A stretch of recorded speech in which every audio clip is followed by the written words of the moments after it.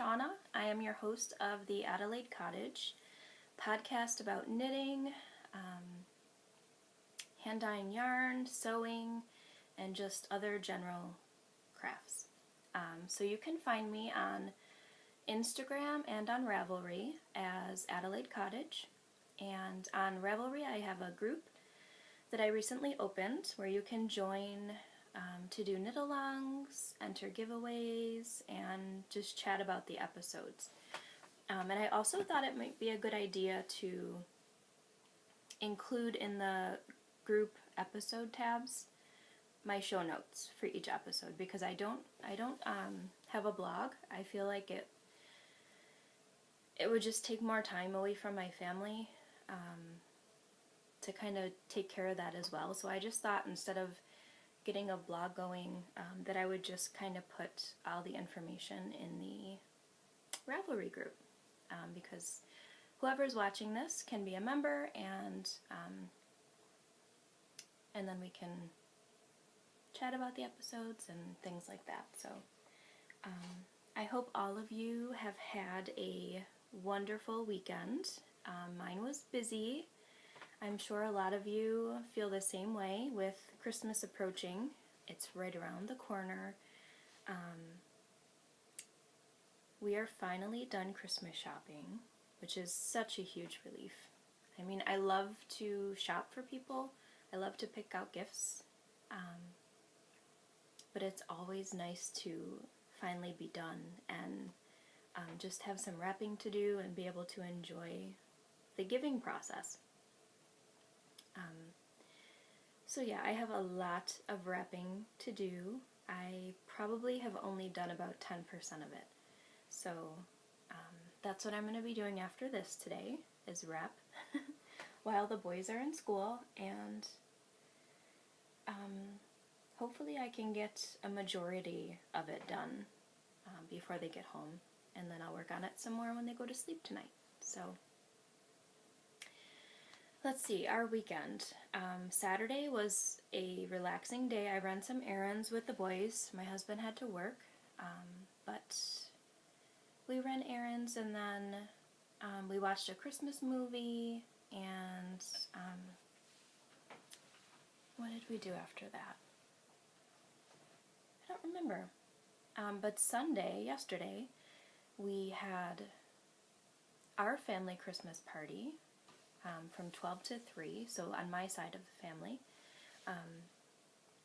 We all got together and we handed out gifts to all the little children, and we had a nice meal, and then after that we went straight to my sister and brother-in-law's house for our niece's birthday party.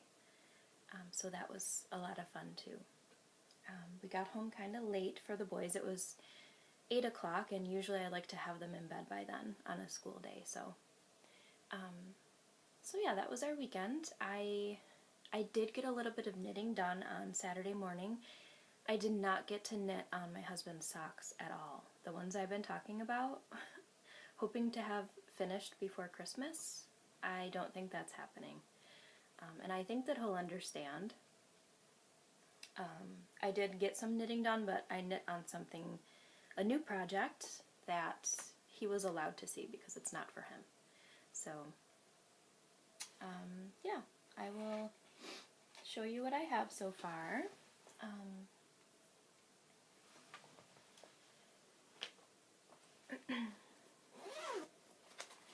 So this is one of my 3 project bags. This is one of the first ones that I made. It's an Adelaide Cottage bag, and I just love the little girls on the farm. On this side, she's chasing little ducks. It's cute. And then the inside has blueberries. I don't know if you can see it, but so that's one of my favorites. So this is, I mentioned in the last episode that I wanted to knit something for my aunt, who I think the purple looks really good on her.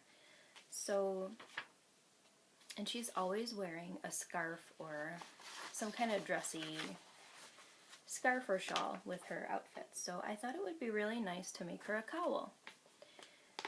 So I picked out this pattern. It's the Summer in Province by Kalura Hudson. I don't know if you can see that. It's beautiful. And you get the cowl pattern and the hat pattern with it. So this I purchased on Ravelry, and I'll talk a little bit more about it in just a second. But I'm using my Sugar Plum colorway. It's like a silvery grayish tone of purple, if you will, and then you can see some gray inside of it as well. So I thought this would be perfect for her. And then there's some dark purple specks, some brown specks. So this is it all caked up. And I'm using my Knitter's Pride Carbons US size 5 or 3.75 millimeter needles. And I've got my little Jingle Bell stitch marker on here that I made. And here it is so far. I probably have 1.5 inches to 2 inches done. Let me just untangle it for you.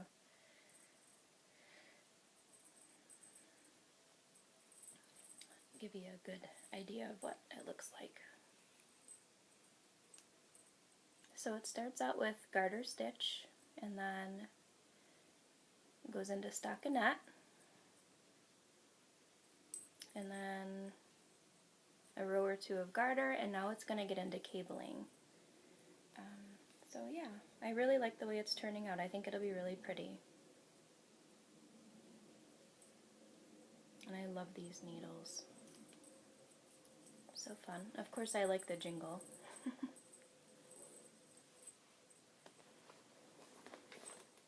So that's my new project. I am really, really enjoying that. So I'm not sure if I'm gonna knit the hat for her. I don't think she wears hats that much. It's a beautiful, beautiful hat, but I think for now I'm just gonna knit the cowl, and then I'll definitely use the pattern in the future for a gift for somebody else and knit the hat with it, because it's a very pretty design. And this is used with, what did they knit this up in? Fingering weight yarn. And that's what mine is. For the hat, it only uses, or I'm sorry, the cowl, oh my goodness. Okay, so 390 yards of fingering weight yarn will knit you both of those. So that's awesome. It doesn't even take a whole hank of yarn.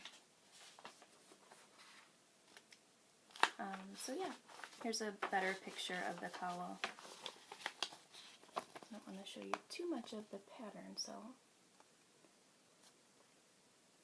get it a little closer for you. Don't mind my horribly manicured fingernails. So that's my new project, guys. I'm excited about it.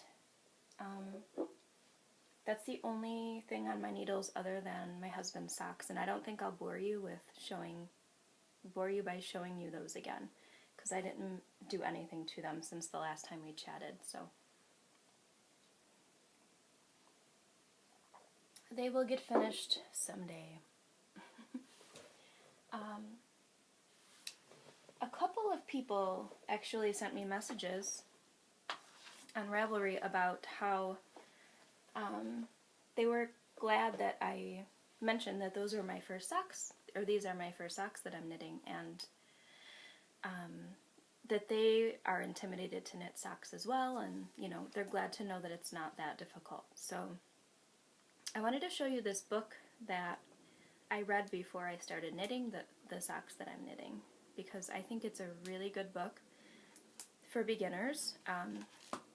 It's by Ann Budd. It's called Getting Started Knitting Socks.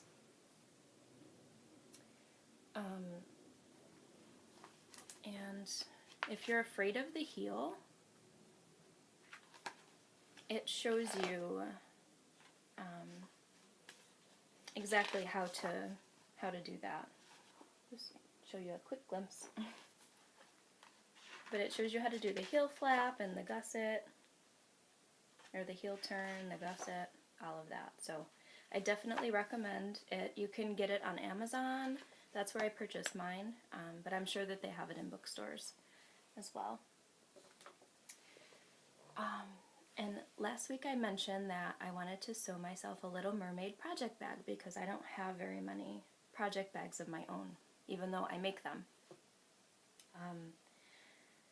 Again, I failed to mention that I do have an Etsy shop called Adelaide Cottage where I sell my hand-sewn project bags, hand-dyed yarn, stitch markers, DPN needle holders, and lots of fun stuff. So definitely check that out. It's Etsy. This shop is called Adelaide Cottage. So Little Mermaid, she's my favorite princess. I still love Disney, even though I'm in my early 30s. It's okay. I am not ashamed to say it. But I found some really cute Little Mermaid fabric, and I bought it, and I made myself a cute little bag. And I love it. It's got the little, let's see, Little Mermaid zipper pull. You can use it as a progress keeper. And then the inside is just purple. And then I made stitch markers that have to do with the movie. So like her little thingamabobs. Get you a good look at it. There we go. There's her fork, or as she calls a dingle hopper, I think. I made a little mirror.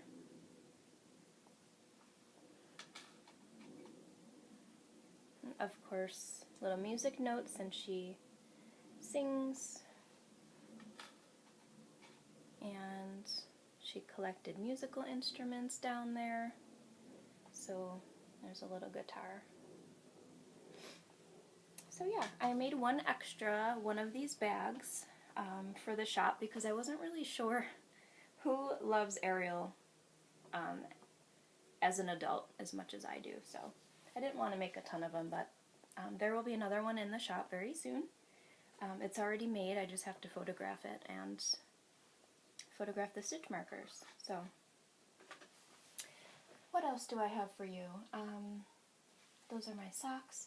Oh, I wanted to show you at our family Christmas. Oh my goodness, Friday we had another Christmas party to go to.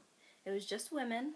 We do it every year. It's my father-in-law has 12 sisters, I believe, and 2 brothers, or 11 sisters and 2 brothers. Some insane amount of siblings, but it's wonderful because they still all get together, and all their kids, you know, all of us cousins we see each other often and we're close. So every year at Christmas time, one of my father-in-law's sisters, our aunt, has a Christmas party at her house, and we do a Secret Santa. So, and then we all, you know, get our Secret Santa a gift, obviously. But one of my cousins there is very crafty, and she also was one that helped me learn how to knit and kind of encouraged me to continue knitting when I wasn't so good at it in the beginning. But she sews and knits and dyes yarn, and she's just awesome. So we decided to do a project bag swap at this party. And I made her one of my Adelaide Cottage bags, of course, in some pretty, like a vintage floral pattern. And she made me this adorable quilted boxy bag. And it's got the hang tabs to pull, and a cute little star charm. How cute is that? And she filled it with all types of goodies. She gave me a couple of minis because she knows I'm going to be starting a Cozy Memories blanket. This is a mini from 716 Knit. And what that is a knitting truck in our area code 716. And she kind of drives around and makes stops, and the truck is loaded with yarn. I have not seen this knitting truck because I'm in the suburbs, but I've heard wonderful things about it. And I guess this colorway is called We Don't Have TV, so we have to make our own fun. It's a very long color name, but it's pretty. There's teals, yellows, pinks, whites. And then this one's an unknown colorway from her local yarn shop. They did a Cozy Memory blanket class where they swapped minis with one another, so that's really pretty too. And she gave me some teas, pomegranate and raspberry, a nightly calm one, chamomile, orange and cinnamon spice, and a licorice spice. So those look really yummy. I can't wait to try those. And then she gave me these. Now, if you are a sewer, you need to get these. She told me about them, and she gave me some inside of my bag, and they're little fabric clips. The one side is flat, and then the other side, isn't, obviously, so you can get a good grasp on it. But in lieu of fabric pins, you use these. And they are amazing. They have saved so much time in my bag making process. They're incredible. I can't talk enough things or say enough things about them. So yeah. And then the inside is this mint green colorway, or color. And I just love these quilted squishy bags. They're amazing. So thank you, Dana. I know that you watch the podcast, so thank you very much again. You are just way too sweet, and I think we should do that every year. I gave her one of my project bags, like I said, and a DPN holder with the snap closure to keep her stitches in place. So, I'll do this at the end. I drew the giveaway winner for the Christmas bag, and I'll do that right at the end of this episode. I just wanted to talk about a couple more things before I continue. Last week I showed you 2 of my new colorways, but a few of you said that you couldn't see them very good. I've been using my professional camera to record. I don't think I ever mentioned this, but when I worked full-time as a nurse, I also had a photography business, and I photographed mostly weddings and engagements, but I also really enjoyed maternity photography. So kind of like boudoir, but for a pregnant woman, and it was very classy and elegant, and I really enjoyed it. So I have a really nice camera, but it's not the best at video, only because it's meant to have somebody behind the camera focusing. So it doesn't autofocus by itself, unless somebody's standing behind it doing the focusing. So I'm using a different device to record today, and hopefully it autofocuses better for you and that the lighting is better. So I just wanted to show the skeins of yarn again because, like I said, a couple of you couldn't see well in the last episode. So this is my campside colorway. I can already tell it's focusing better for you.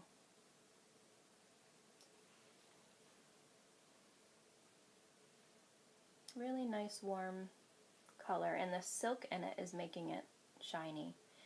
This is my Cecilia base, 50% silk, 50% non-superwash merino. And it's so soft and squishy. Love, love, love. So that's Campside, and this one is Pixie Dust.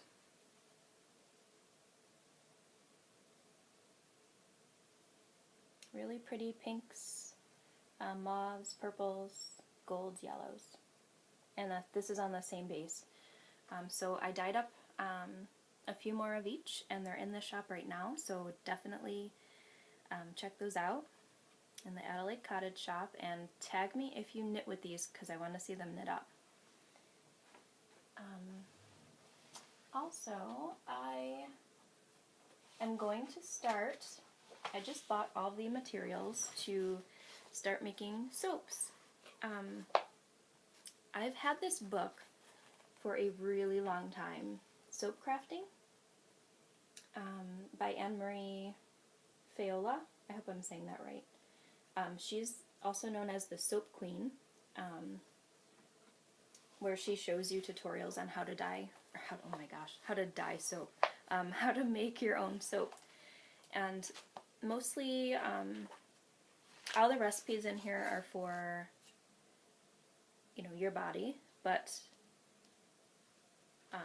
I am going to try to make my own wool wash and include that with a little sample of my my bar soap wool wash with my yarn orders.